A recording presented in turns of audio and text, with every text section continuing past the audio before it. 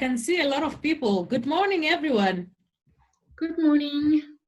Glad to see you all. Paloma, Paige. Really good to see you this morning. Marilyn, thank you very much for joining us on this second panel of the day here. Well, I can see the numbers are going up, and just some house rules perhaps before we begin shortly. Everyone trying to sign into the meeting, especially all the students joining us, kindly sign in with your name. We'd really love to see and hear who's with us this morning in this education panel by Zoom. I have a list of about 6 panelists who will be sharing with us for this next hour, especially around matters education, the disruption we've seen as a result of COVID-19, how it has disrupted a number of projects you have been working on, especially the students, and of course, what the future models look like. And for the next hour, I'd really like us to relax and engage and, have fun. Let's share ideas, let's share views, and perhaps come up with possible solutions by the end of this particular session.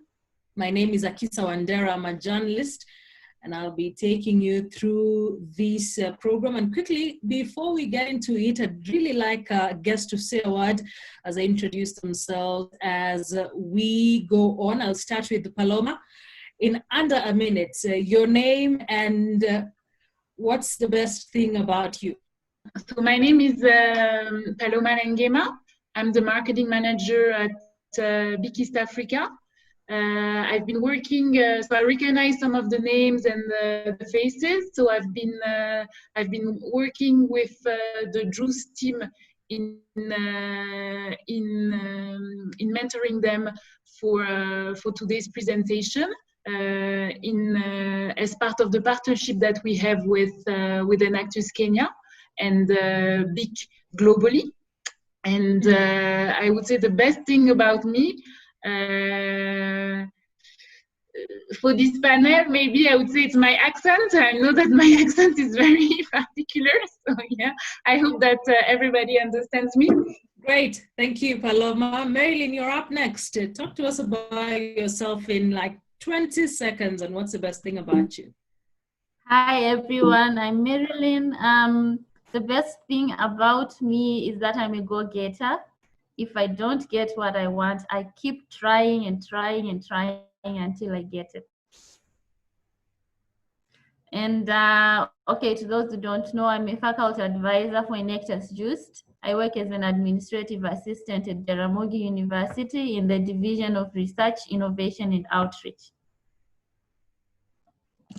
Great to have you here this morning, Marilyn. Thank you very much for joining us. Paige, lovely to see you once again. Nice to see you, Akisa, Paloma, Marilyn, and the rest of the team. Nice to see the students are on. And I'm excited to let you know that as we are having this panel discussion, the opening round league is already going on in the Launchpad 6. I am the Enactus Kenya Business Development Manager. And one thing about me, what would that be? I mean, it has to be the smile. Definitely the smile. Yeah, so glad to be here. I think we have a problem getting Shem. Finally, let's speak to Newton Angomia. Newton, are you with us this morning? Yes, I'm here. Good morning to you. My name is Newton Angomia from Jaramogi Oginga University of Science and Technology. Now, what is best of me is my character. I am a cool guy. That is it. Oh, great. We all like cool guys, no? Thank you. I think we have 4 people. When Shem finally joins us, we'll be able to speak to him. But quickly, I'd really like us to get into it and look at especially the challenges of access to quality of education and, of course, the disadvantages that come with it. I'd really like to speak to those who are already in the system, so to speak. We have two people from just here, Jaramogi Oginga Odinga. As a faculty advisor, perhaps I could start with you, Marilyn. When you talk about quality of education and access, what does that mean for you? How bad, from where you sit and those you interact with in school, is it? Okay. For me, like based on the area that we are based in, our universities here in Nyanza region, connecting it to the project we were working on this year, the main challenge has actually been equity in terms of accessing education between girls and boys. When we talk about education, one of the dimensions for quality education is equity.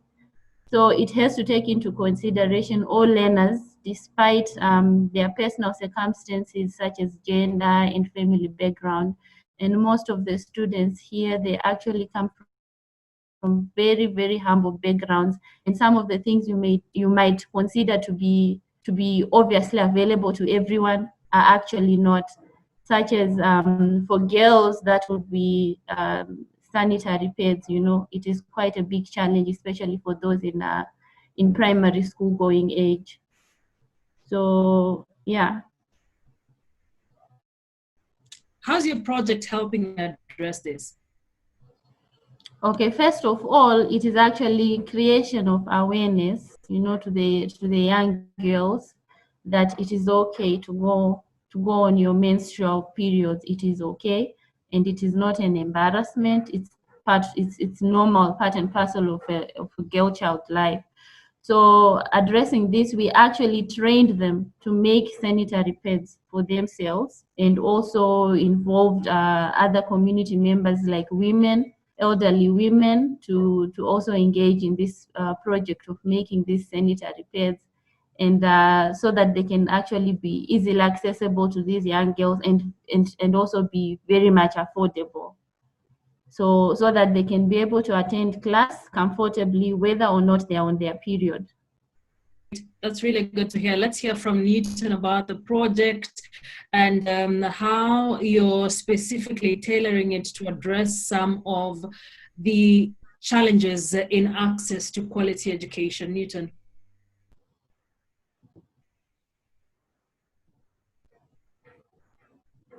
Newton, please unmute your mic. Thank you. Thank you. Thank you for the question. Actually, what my faculty advisor, Melin Chizanga, said, we have been working on project which we named HydroPad. Now, this project majorly helps the girl child. As he has explained, we did see that the girl child dropped out of school at that area. Of course, we did a survey in Bondo, and we found out that very many girls, particularly in primary schools, they do lack most of these experience on menstruation. So this gets to be a great challenge in them while they're attending school. So we decided to chip in. So our HydroPad project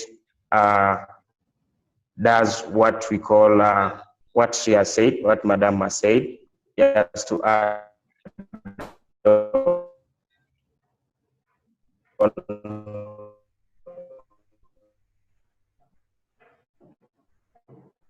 Newton, I think we have a problem with your connection.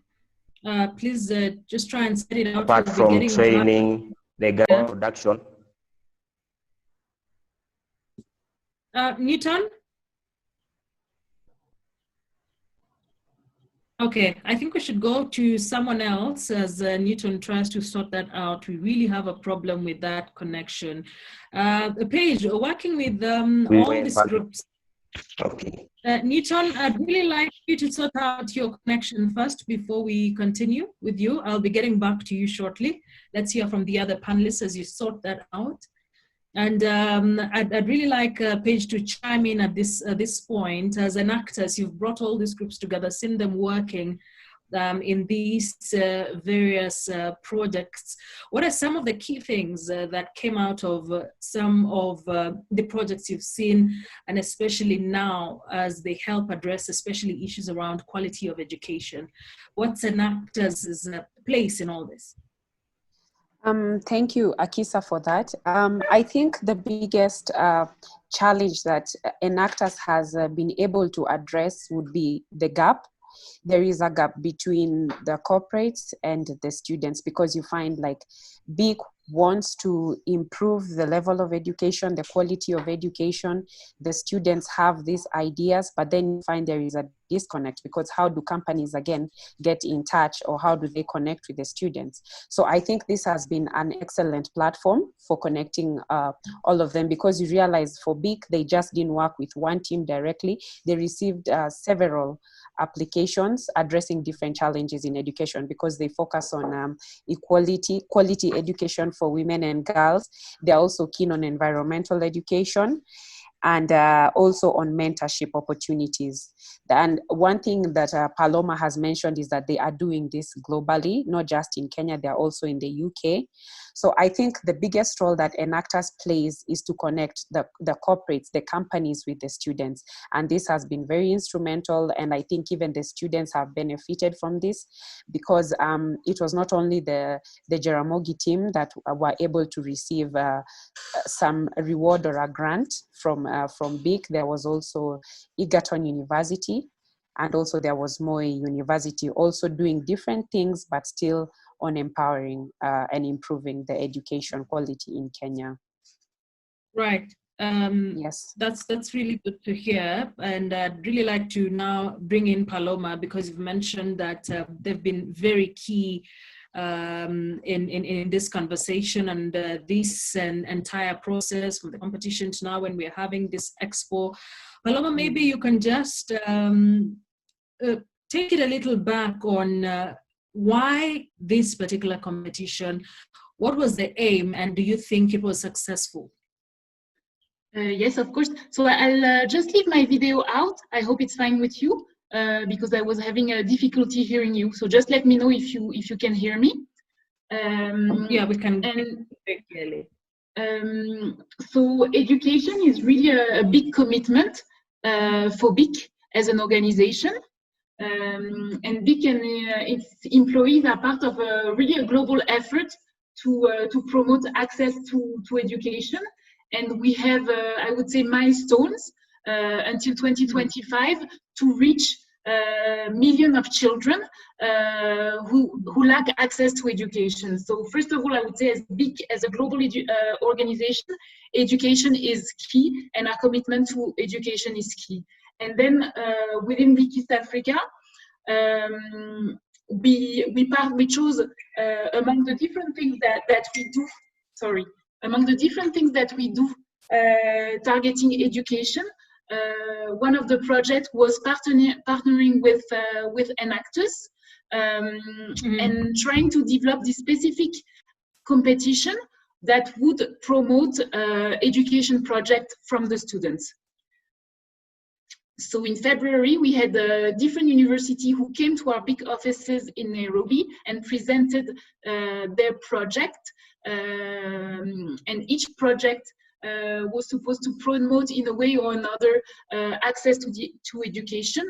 And like we said, just won that first competition, and we awarded a grant, and as well once a month mentoring session, really to help them improve their project when they present today for the Enactus national competition. Right. That's really good. Let's get back and hear from the students, especially, and faculty. I can see Nderitu Irungu has joined us. We'll be speaking to you shortly. And once again, for the student joining us, we'd really like you to register with your name, so it's easier for for all of us to really know who we're talking to. Then you're going through all this entire process, coming up with a project that will help that you thought or hoped will address a lot of these issues, especially on quality and education. Then a pandemic hits. How did you react to that? How did that affect your projects? And what did you do to rise above that? Talk to us about that, Marilyn. Okay, so you would find that before the pandemic, actually our target was not only to address the education challenge by making these sanitary pads, we had to identify the major needs in our region and the major challenge that the communities are facing, which most people are aware that it is this water hyacinth, which remains to be a menace and has remained a menace for a very long time. So we wanted to actually eliminate it by utilizing it to actually make something else that is beneficial and that will address another challenge. So first of all, the main challenge which the students faced, they had this big idea, but they don't have the skills to actually implement it, to actually produce these sanitary pads. So that was a very big challenge. They had to do their research, they had to try this and that. Some of the things were failing until they got it right. Now when they're getting it right, COVID kicked in. So the other challenge that they continued to face during the COVID period was communication, because these things are best when they're working as a team, and normally when they're in session, when they're at school, they're at one site, you know, they're doing site visits, they're doing interviews, they're doing trials, they're always together. But now when another one is in Nakuru, another one Nairobi, another one deep in the village where it's difficult to access network. As you can see, Newton is actually facing challenges in connecting, and it's been a major, a major contribution and a major asset to this project. But really just getting together and reaching out, that was the greatest challenge, making use of this technology and getting to communicate. And another challenge was unrealistic deadlines. When you set yourself that you're going to put these deadlines to work on a certain project, and then this COVID disrupts everything.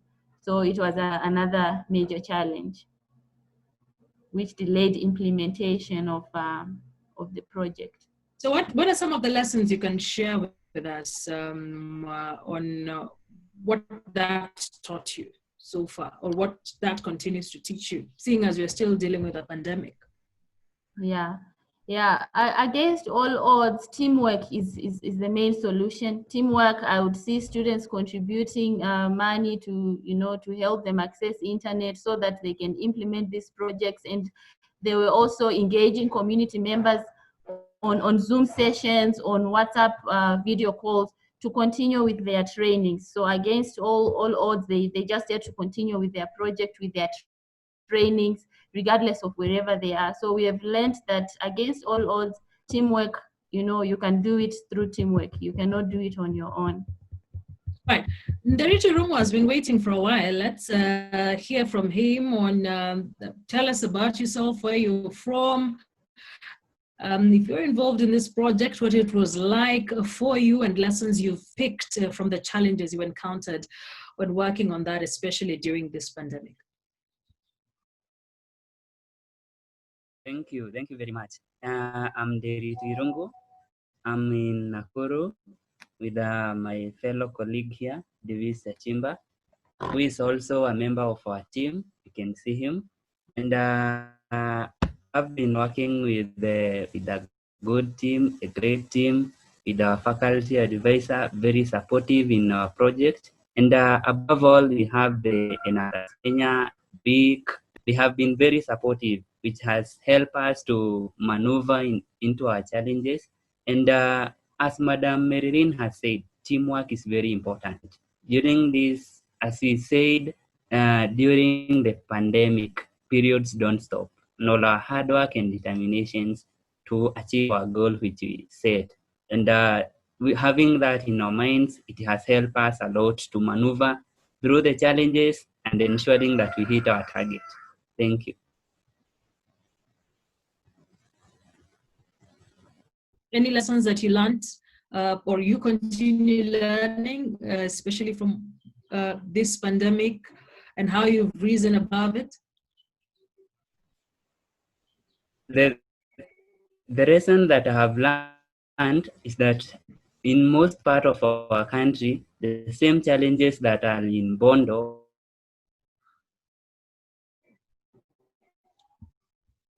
All right, there goes another Are the same connection challenges issue. in Nakuru. So Okay. if we integrate our minds, there is a lot to be done. We need to reach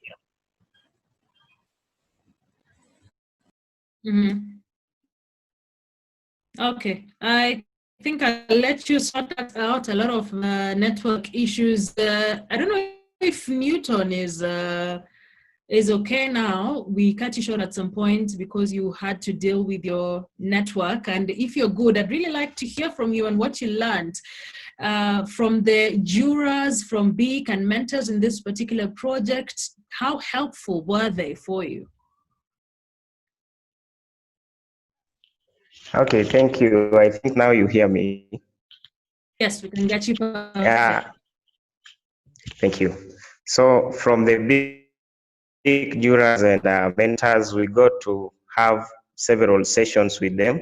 I can remember the first session, it was about business success cues.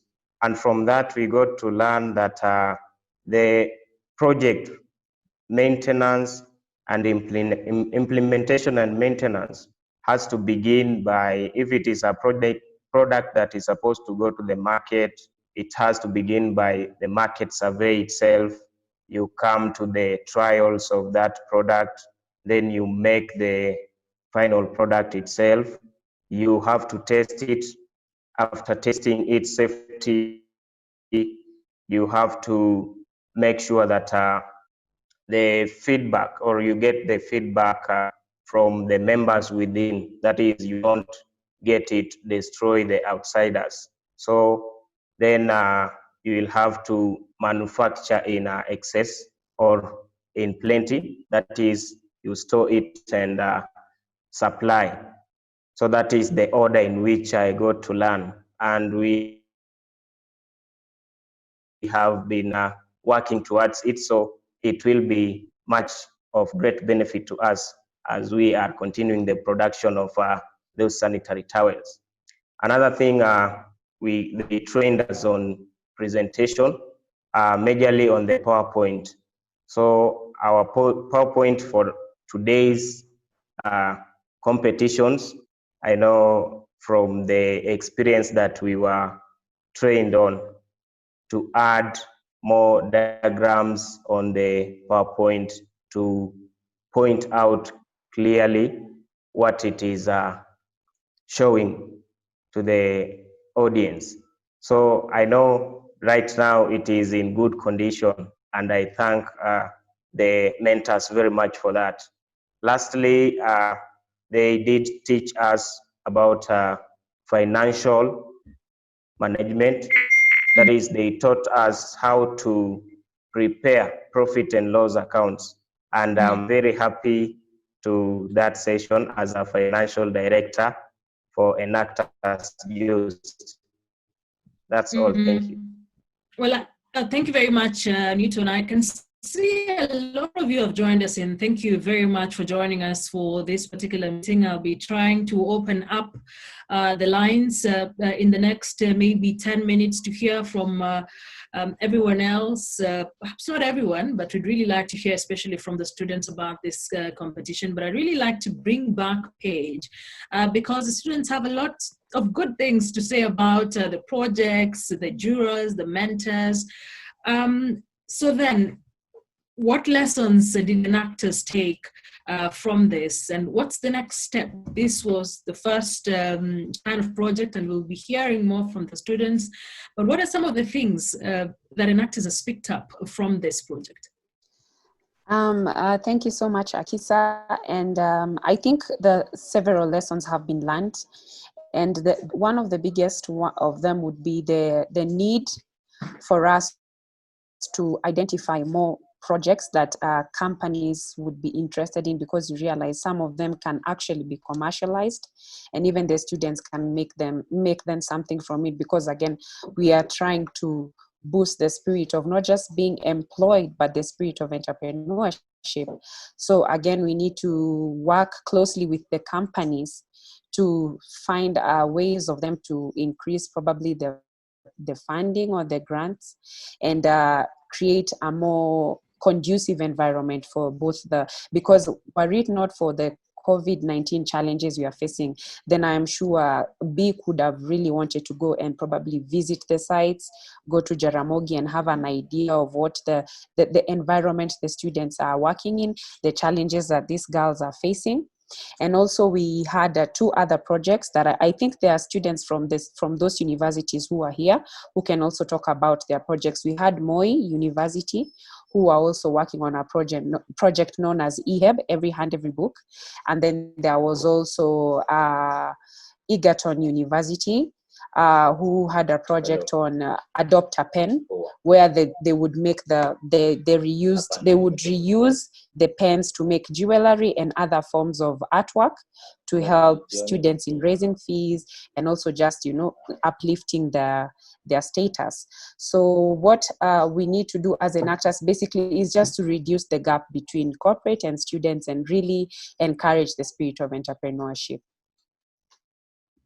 Paloma, for you, being a very good partner in this particular project, maybe how then do we make this bigger? We can see there were disruptions from the current pandemic, but this likely is the first step. What's next, or what else do we expect from your end, and perhaps lessons that you've learned from this project so far? Yes, so as Paige mentioned, I think because of the pandemic, we were not able to do the mentoring face-to-face. We had to rely on Zoom meeting or WhatsApp calls. And as you can see today, the connection is not always good. We don't get the reaction of the students. And I think it's very difficult to explain sometimes abstract concepts. So we had a session on financial 101. So I think for some of the concepts, it's even more difficult to present it on Zoom online. So what we wanted to do, and I think that's the best solution moving forward once the pandemic is over, is to have those face-to-face mentoring session to be able to guide better the students into improving their presentation. And I think that would make a huge difference moving forward. Well, and of course, we would have liked to visit, like Paige mentioned, visiting the site, get also a real feel of the project, because from our side, all project kind of remains still very, abstract, especially the hydropads one. It would have been very interesting to actually go on site and understand the different steps of, for instance, manufacturing. Yeah. Great. Thank you, Paloma, for that. I'd really like to hear from the other students. So there was a team from Moi University, there was a team from Egerton University. We've had from Jaramogi Oginga Odinga University, the project on sanitary towels. I'd really like to hear more about this EHEB. Who'd be speaking on behalf of the Moi University team?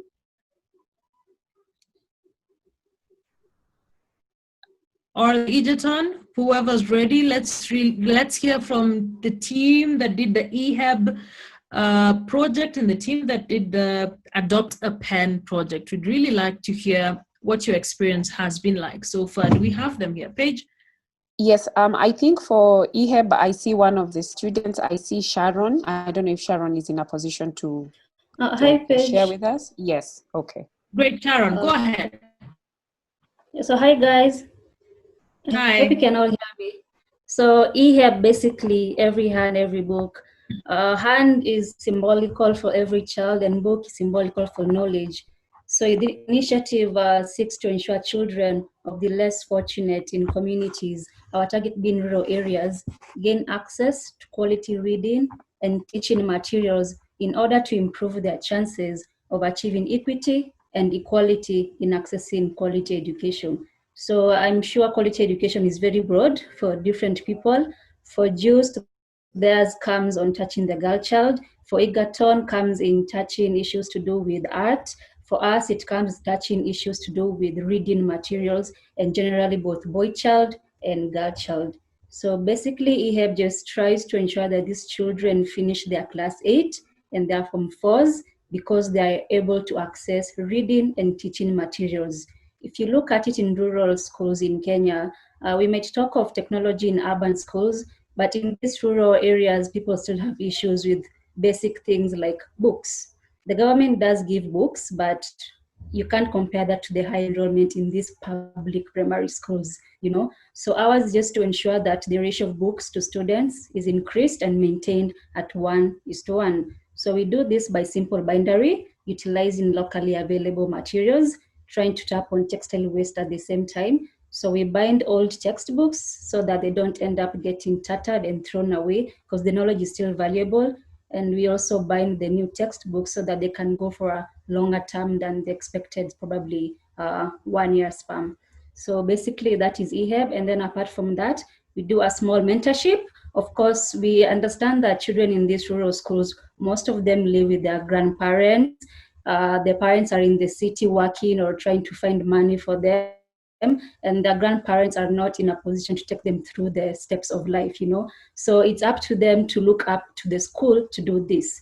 But you see, most of the time, the schools offer only education mentorship, All the mentorship is based on education. So ours, we come up with a mentorship that focuses on leadership, life skills, especially for the girls, and the spirit of giving back. So basically, yes, that's quickly, because I'd like to go to someone else. Share with us some of the lessons you've learned through this entire period while working on this project, even doing it as well as dealing with the pandemic. What are some of the valuable lessons you'd like to share with us today? Okay. Well, considering that we work with schools and right now they are closed, and we're talking of rural schools, so talking about technology in those areas is just out of the table, Technology issues in education works well with urban schools. So I think one of the challenges we've been able to face is not being able to engage with our target audience, that's the rural public schools, so as to continue with our mentorship programs, at the same time offer them online books to continue with their studies because, well, most of their parents in those areas have feature phones. It's very hard for them to access online content for their education. So it's really, really, really a challenge. But I think we are trying to work on a way so that you can reach out to the schools that have been able to actually get the project there so they can access online reading materials, just basic storybooks, stuff like that. Yeah. Great. So online thank you. Challenge. Yeah. Thank you, Sharon. You've really been comprehensive on that. Every hand, every book, a very, very good project. I really like that concept. I believe we have someone now from Dr. Penn from Egerton University. Paige, who do we have? Viona Akinyi. I don't know if she's in us. Yes, I see she's on. Viona Akinyi. We also have Techno, but he seems to have some challenges. So I don't know if Viona can come on, can unmute herself. Yeah, Viona, please speak to us about your project, lessons you've learned, challenges you've faced as a result of the pandemic. Okay, my name is Viona Akinyi from Egerton University, but Nakuru Town campus. I'm not actually working on the project about the pain, but we're working on Dumisha Afya, which is a project made up of the cancer patients.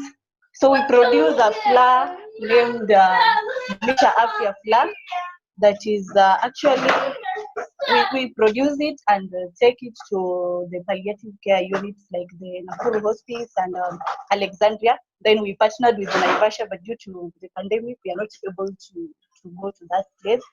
We also work with the nutritionists from Njoro, Egerton University in Njoro, who actually help us in the nutrition values of the flour. And we are guided by some sustainable characters that help us in producing the flour. Yeah. What are some of the challenges you face? Because nobody saw this pandemic come. So you're in the middle of working on a project, then a pandemic hits. What was that like for you? What did it mean for your team and the project? Okay, the challenge that we faced because of this COVID-19 was now being that there was this pandemic and each and everyone went to their various areas, it's now difficult for us to meet and to continue with the project. So you'll only get a few of us being active online due to others went to the rural areas, so they're not able to connect with us using the WhatsApp group. So you find that we are only maybe 5 or 3 continuing up with the project. All right, great. Any lessons you can share with us before I take you to someone else? Okay, the first lesson that I've learned is that teamwork is great. Despite everything that we are facing throughout this challenge, we have to be together, whatever means we have through taking us through doing this project. The second lesson that I've learned is that in every production ratio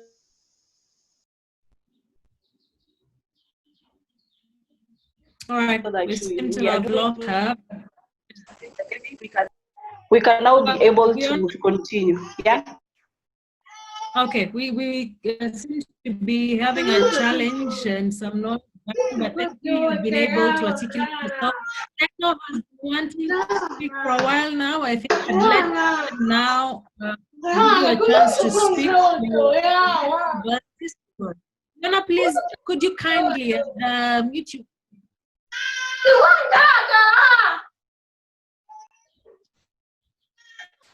Techno, speak to us about your project. Hello guys. Unanipigia kelele na nilikuwa naongea. Wewe na msisitizo gani? Okay, Fiona, you might want to mute your mic. Sorry guys, challenges of technology there. Niko kwa Zoom meeting naongea na yeye huyo anapiga piga. Hata nimekatiwa short kwa kitu nilikuwa na. Sorry about that. I've had to do it myself. Techno, speak to us. Hello guys. Hi. Okay, my name is Sham Injili from Egerton University in Njoro. Sorry because I've been finding some difficulties with the network issues, but I'm trying my best to catch up with you. So I don't know about Dr. Pen. We have faced some challenges here and there, but we are trying to work out with the students or the students who are around to make sure that the project is in progress. But the challenges are there, but we are in for the challenges. What challenges can you talk to us about? Okay, the challenges, we are not able to meet, so everyone is far. So getting in touch with one another is a bit problem, but conducting each other is what we are doing, of which everyone is, we are assigning everyone a work to do in that to make sure that the project is on. So like, I can say we are trying our best to overcome the challenges here. All right, thank you. I think we have 15 minutes before we can wind up. So you can raise your hand if you have. Talk to us about some of the lessons shared. We'll have both Paige and Paloma give us their last remarks for the next maybe 5 to 7 minutes. Let's hear from the students on what this project meant for you. Those who haven't, especially those who haven't said anything yet. And maybe what do you expect? Can we do more? Can Enactus do more? Can BIC do more? What do you expect? What do you hope for? I don't know who'd like to go first. Or I can pick at random. Moses, you seem like you have something to say. Let's start with you. Moses Ochola. Hi, my name is Moses Ochola from Laikipia University. For me personally, I think that, I feel that the pandemic has shown us or has brought about things that we used to neglect.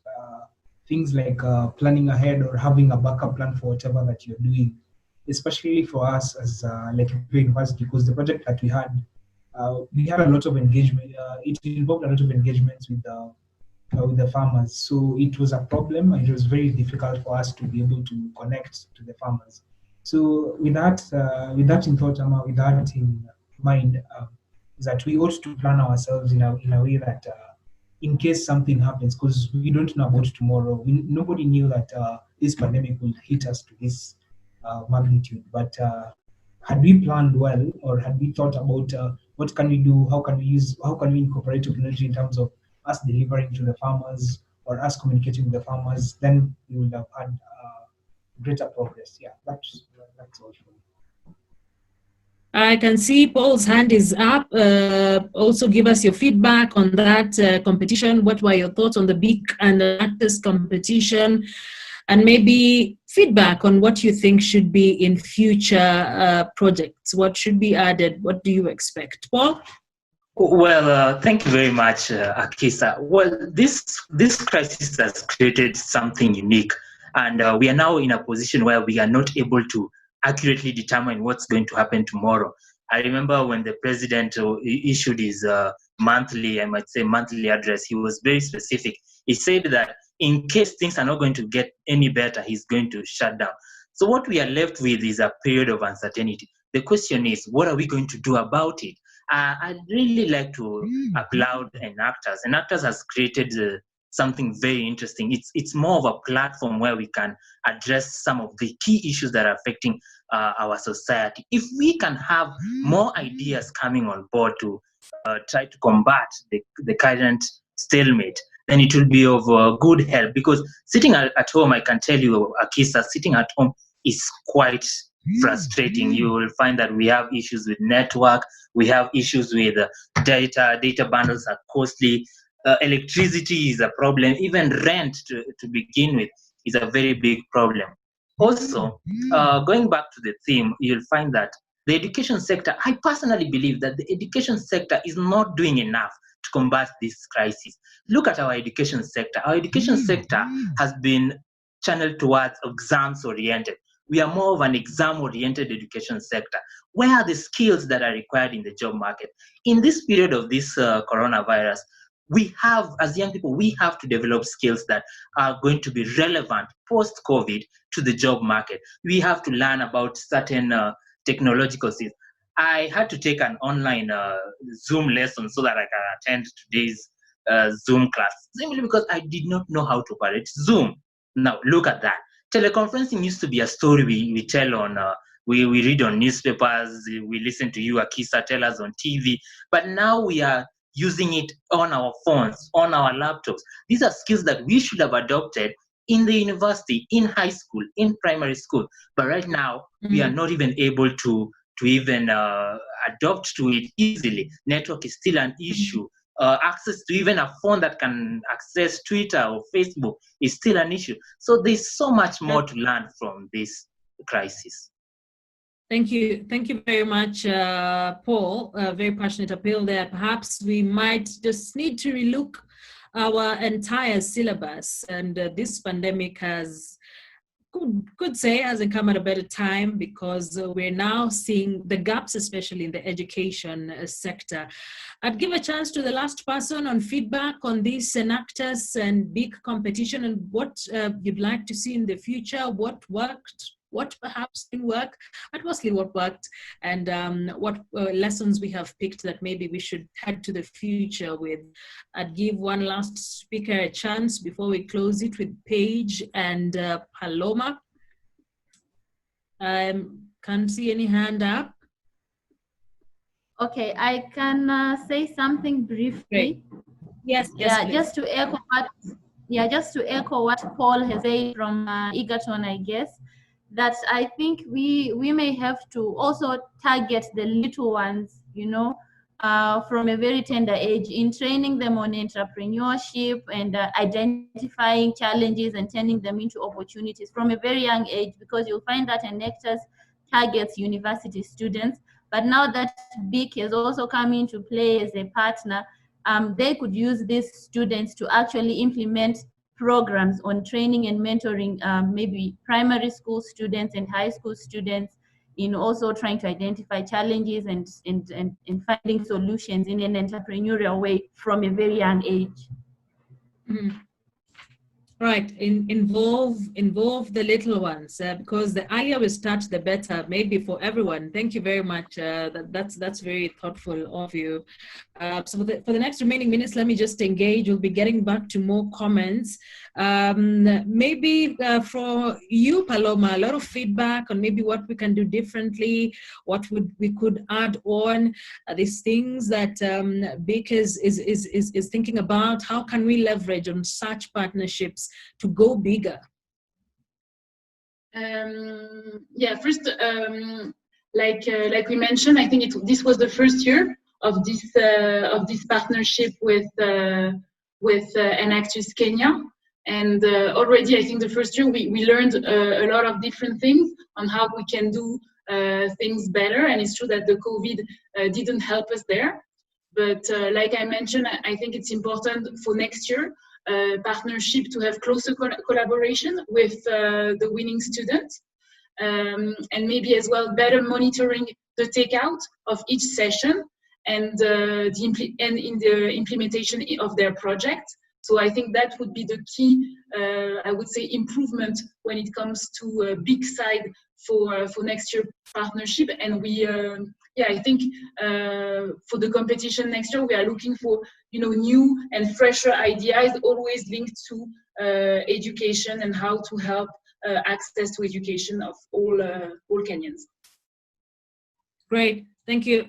Paige, from the feedback we've gotten so far, from your end, speaking for Enactus in this particular forum, what can we pick? How can we leverage such relationships and bring in you know, other partners to ensure that maybe the next competition is bigger? Paige, talk to us about that.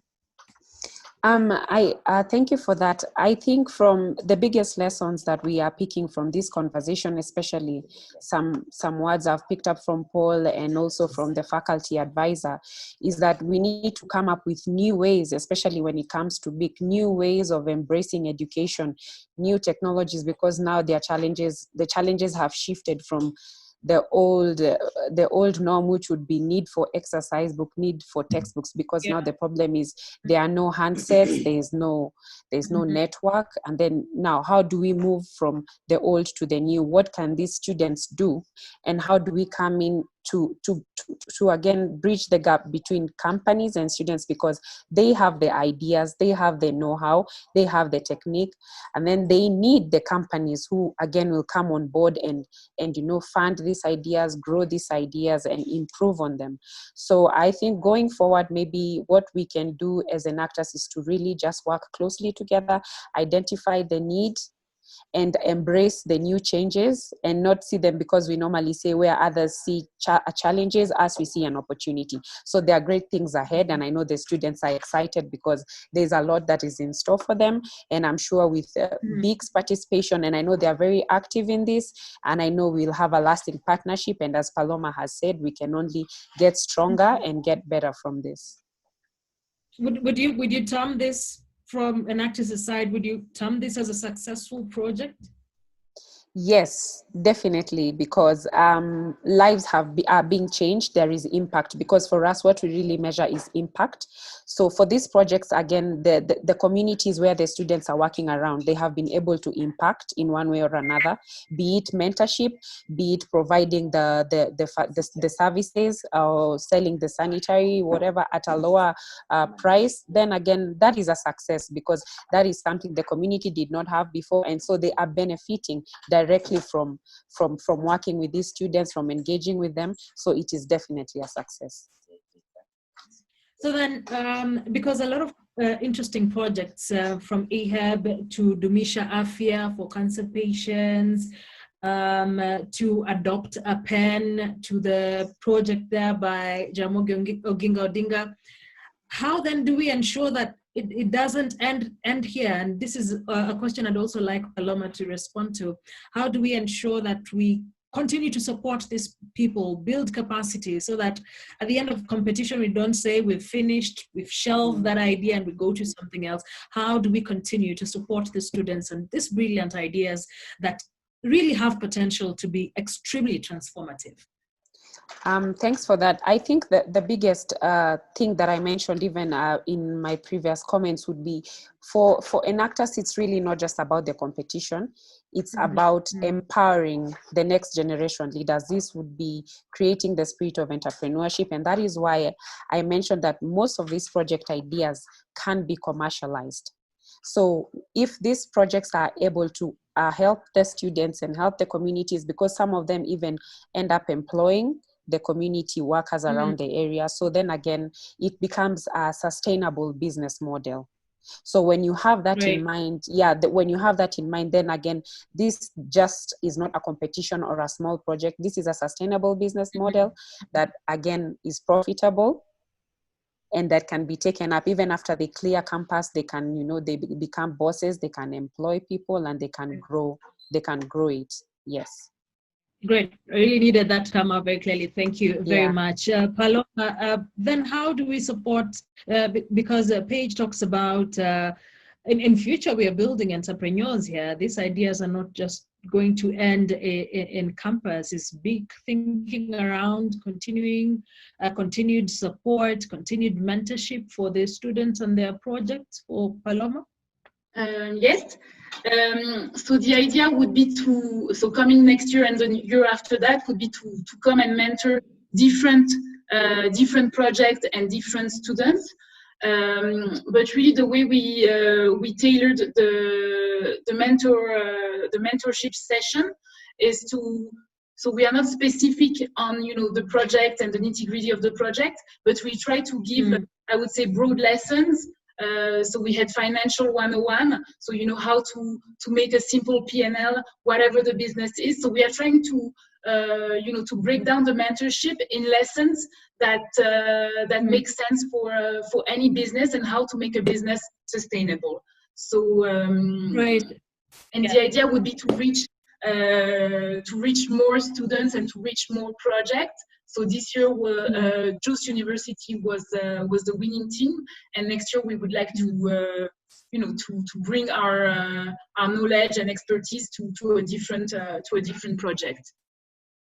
Well, great. Thank you very much, sustainability. And I really hope it's a conversation we'll keep having.